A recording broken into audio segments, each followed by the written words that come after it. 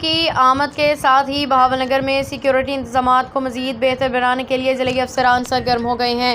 D P O Kamran Asghar اور deputy commissioner Zulfiqar Ahmed Bor نے security دفاتر، امام بارگاہوں اور مجالس کے مقامات کا تفصیلی دورہ کیا۔ آئیے دیکھتے ہیں یہ خصوصی رپورٹ۔ جی بالکل، بہاول نگر محرم الحرام کے دوران امن و امان کے قیام اور سیکورٹی انتظامات کو مؤثر بنانے کے لیے ضلع انتظامیہ متحرک نظر آ رہی ہے۔ District police officer Kamran Asghar کا سیکورٹی اداروں کے سربراہان سے ملاقات کی اور کنٹرول روم کا دورہ کیا۔ انہوں نے مانیٹرنگ سسٹم، ایمرجنسی رسپانس اور فیلڈ فورس کی تعیناتی کا تفصیلی جائزہ لیا۔